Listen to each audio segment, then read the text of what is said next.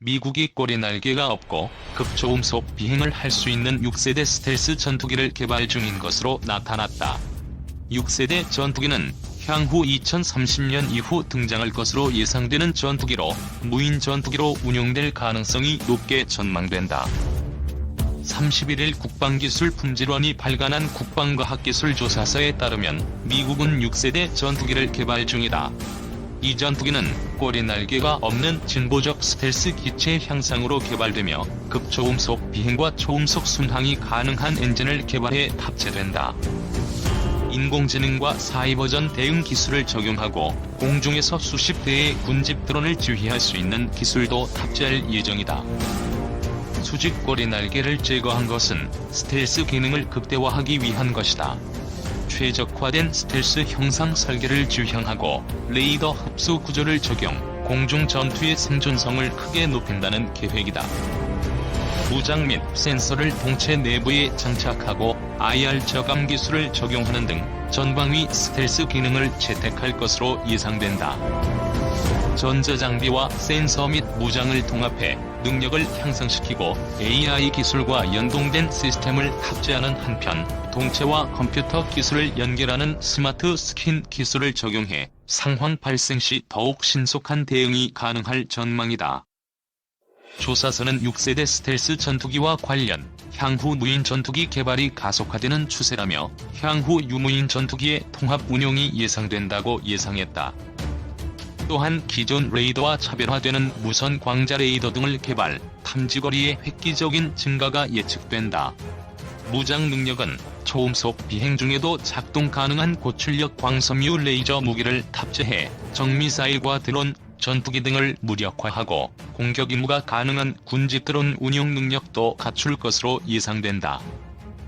장거리 능동 유도 공대공 미사일, 적외선 유도 미사일을 기본 탑재해 눈에 보이지 않는 적과의 교전 능력이 확장될 것으로 보인다.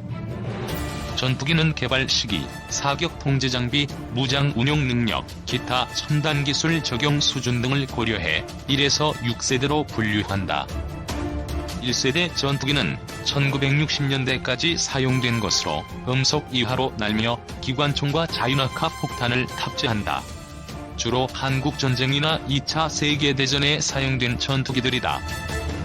2세대 전투기는 1970년대까지 사용됐고 초음속으로 비행하며 초기 레이더와 적외선 유도미사일 등을 탑재했다. 3세대 전투기는 1980년대까지 사용된 것으로 다목적 레이더와 단중거리 유도미사일을 탑재해 공중전 전술에 큰 변화를 가져온 세대다. 4세대 전투기는 1990년대까지 사용됐고 첨단 항전 장비와 정밀 유도무기, 다목적 성능을 갖췄으며 3세대와 비교해 눈에 보이지 않는 영역에서의 중장거리 교전이 가능해졌다.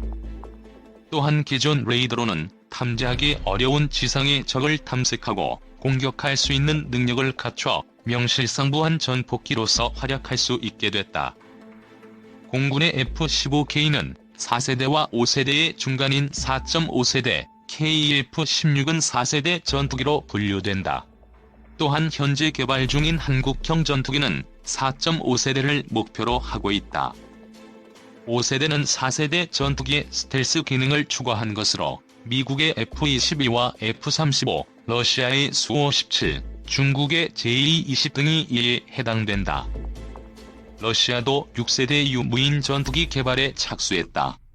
무선 광자 레이더와 AI 기술, 극초음속 엔진, 레이저 무기 등을 탑재할 예정이다.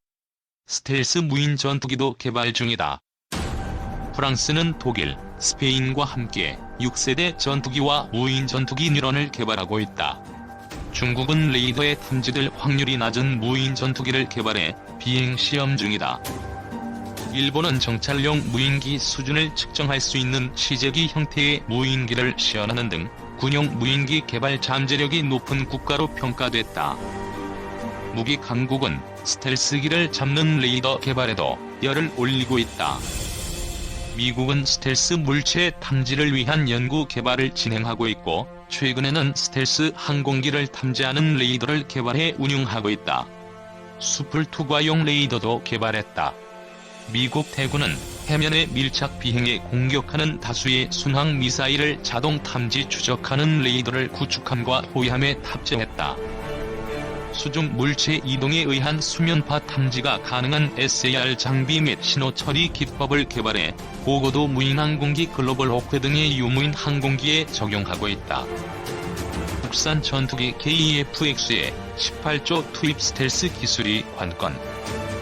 한국 공군의 노후한 전투기를 국산으로 대체하는 사업을 한국항공우주산업이 맡는다.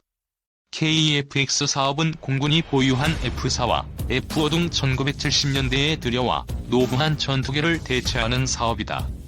국내 기술로 전투기를 개발해 공군에 납품하며 총 사업비만 18조 원에 이른다. 그런 대형 국책 사업의 우선 협정 대상자로 정부는 카이를 선정했다. 30일 열린 방위사업 추진위원회에서다. 정부는 오는 5월까지 카이와 가격 협상을 벌여 6월부터 사업을 본격 추진할 계획이다. 1970년 1월 당시 박정희 대통령이 국방부를 순시하면서 자주국방을 강조한 지 45년 만에 독자 기술로 개발하고 생산하는 전투기 사업에 첫발을 내딛게 된 셈이다. KF-X 사업 결정 후 13년 만이기도 하다. 한국형 전투기의 개발 기간은 올해 후반기부터 10년간이다. 이후 7년여에 걸쳐 100여 대의 전투기를 생산하게 된다. 국방부 당국자는 그동안 군은 K2 전차와 함정 등 육군과 해군의 무기는 대부분 국산화에 성공했다며 이번 사업을 통해 육해공군의 주요 무기를 스스로 생산할 수 있게 됐다고 말했다. 정부는 2002년 11월 이남신 합참의장과 육해공군 참모총장 등 군 수뇌부들이 진행하는 합동 참모회의를 열어 한국형 전투기 사업을 진행키로 결정했다. 당시 개발비만 8조 6,691억 원에 이를 것이란 관측이 나왔다. 관건은 1980년대에 생산된 미군 전투기를 조립 생산하기만 했던 국내 기술로 최신의 전투기를 설계하고 생산할 수 있는지였다. 이후 13년 동안 7차례에 걸친 사업 추진 타당성 조사를 실시했다. 그 결과 최근에야 가능하다는 결론에 도달했다.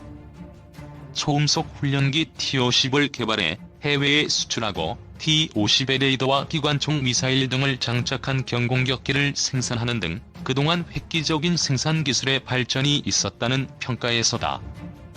개발에 성공할 경우 한국은 미국이 개발한 F-16보다 우수한 전투기를 보유하게 된다. 공군은 내년에 국산 초등훈련기인 K-10X 훈련기를 도입할 계획이다. 공군 관계자는 K-10X을 들여오고 전투기 개발에 성공할 경우 KT-1, T-50 등 훈련기에서부터 전투기까지 포트폴리오를 완성하게 된다며 이런 나라는 세계에 몇 나라 없다고 말했다. 전투기 수출도 가능해질 뿐 아니라 2년 뒤 30조 원 안팎의 예산이 소요될 것으로 전망되는 미국의 훈련기 교체 사업에 뛰어들 수 있는 발판도 마련할 수 있다는 평가다. 물론 초음속 훈련기와 공격기를 생산해왔던 카이가 향후 10년 동안 첨단 기술의 집약체인 전투기를 개발하고 양산하는 데까진 난관이 적지 않을 것이란 분석이다. 당장 능동 이상 배열 레이더와 차기 전투기의 필수로 자리매김한 스텔스와 관련한 기술은 미국이 수출 통제 품목으로 묻고 있다.